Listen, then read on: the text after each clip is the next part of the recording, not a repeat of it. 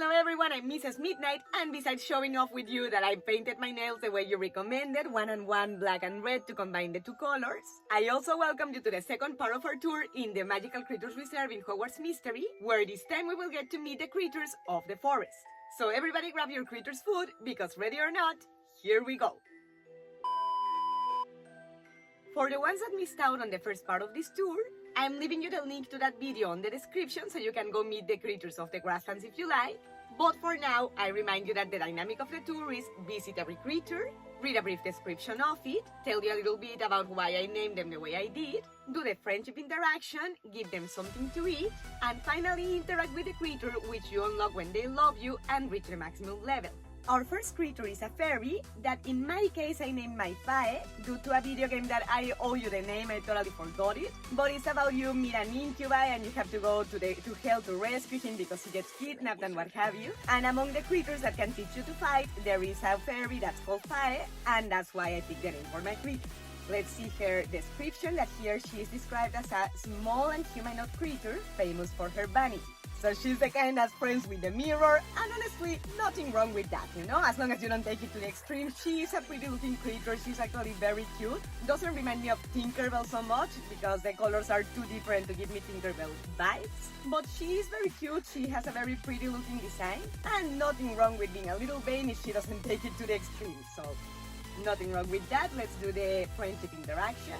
That basically she flies and twirls around, that's kind of cute. Now let's feed her something to eat. And she catches it in the air, almost hitting the ground but still in the air. And apparently she did like it because she even is licking her fingers. I'm not gonna do it myself because I'm gonna stain all my lipstick, but good that she liked her food. Remember, by the way, for the ones that are new in this area of the Magical Creatures Reserve, that when you feed the creatures that love you already, they give you one of 3 random prizes. So stay tuned for when this happens and pick the one that's more urgent for whatever you need in the game.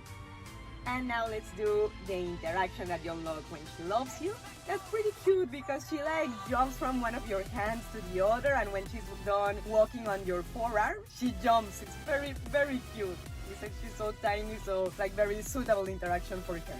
Alright, so we had to change positions because I ran out of battery in the lights of my tripod, and I had to switch to the light of the sound booth. So it works in this angle, but standing up it was lighting the blue screen like horribly, and then editing that is just a pain in the butt.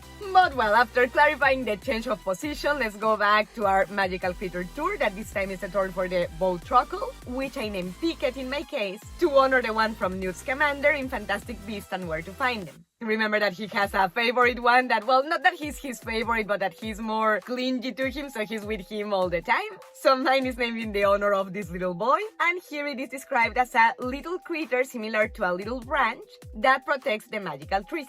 And I actually love and I find it super pretty that it's not an aggressive creature per se if you don't provoke it, but despite how innocent and cute it looks, you make them mad and they are gonna poke your eyes out with their sharp feet. I mean, I just find it adorable that such a little and cute creature can be such a badass. Oh, you are such a badass! Let's do now the friendship interaction, that he starts jumping around and turning, like spinning, because he gets all excited. And now let's feed him something to eat. That he reacts like so soft, like he's happy to receive the piece of food, but his smile is so soft, so smooth, and so like polite when he takes it. He's super cute, he melts me. Let's do now the interaction that you unlock when he loves you. That's a little similar to the fairy one because he climbs on your hands rather than jumping from one to another. But what I love is that when he reaches high enough to be close to your head, he's like, so you can rub your cheek against his. He's so cute, I'm gonna melt right here in the sound booth. Well, no, because then for Mr. Midnight is gonna have to clean that mess. Better not. Now let's go see the hippogriff, that's our next creature. I always get confused with the pronunciation if it's hippogriffin or hippogriff, but I think it's hippogriff. Correct me if I'm wrong, please. But let's go see him. In my case, I named mine Buckbeak in honor of the one that Hagrid has in The Prisoner of Azkaban, because I love Hagrid as a character and I also love Buckbeak, the hippogriff itself, and therefore I decided to honor both of them in my game of Hogwarts Mystery. Let's do the friendship interaction, that he does like a bow to us, and that's beautiful because it's not only a gesture of respect but also a gesture of he feeling comfortable with us, and that's just beautiful.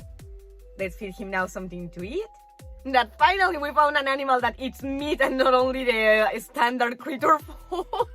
I don't know, it doesn't seem very nutritious to me and it seems very little amount, so I prefer to give them meat if possible. And when we throw him his piece of meat, he catches it in the air, very similarly to Hagrid's buckbeak. Let's do the interaction that he bows to us, and then when we are going to pet him, he grabs us and throws us on his back. And hang on, because we're gonna go for a fly, but since we didn't grab the proper way because he took us by surprise, we fell from his back and landed on his nest. Fortunately, there were no babies there that we could hurt, and fortunately it was not so high for us to get hurt either. So we just lay there like, hey, I'm still here. The interaction with him is cute but also funny, I like that. And now last but not least, let's go meet our Green Welsh. That's our first dragon of the tour, but the first of many, I assure you that. And in my case, I named my boss because he reminds me of the headhunter from Star Wars, the one that's like lizard-like in his factions. The face reminds me, the features a lot of that character. And here it is described as the most peaceful dragon kind, and that has a musical roar. I don't know what a musical roar would be like. I suppose not as hard or as penetrating to the ear as others, but I still find it hard to believe it would be pleasant to hear an animal roar because it's just too loud. You know, it's like my dog is barking, so I love her, but her barking can drive me up the wall, especially when I'm editing. But anyways, noisy or not, because he's the calmest dragon kind that's known in the magical world, I think he would be a good pick to start training as a magicologist before adopting other more dangerous or aggressive types. So I guess besides the fact that I like him aesthetically, he's cute, he would be my first choice to adopt because since I would be learning, I would rather train with a calm one than with a very aggressive one from the beginning.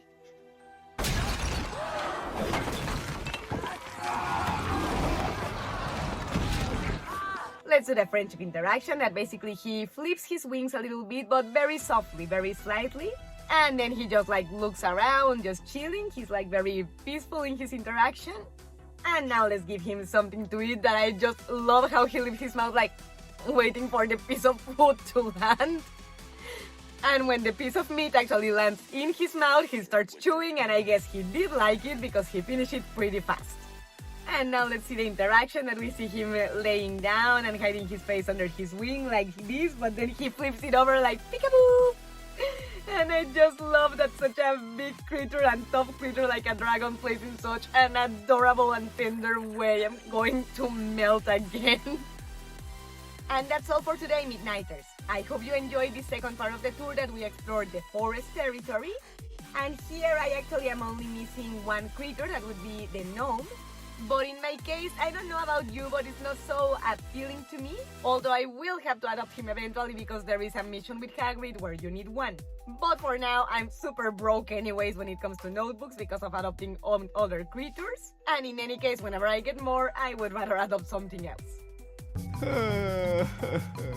For now, I thank you for watching the second part of the tour in the Magical Creatures Reserve in Hogwarts Mystery.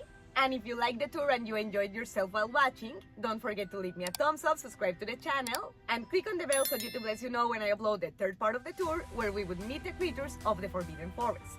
And if you have Potterhead friends that, like me, love magical creatures, don't forget to share them this video so we can share together our love for these fantastic and beautiful animals. Mrs. Midnight loves you and hopes to see you next time. Mischief managed.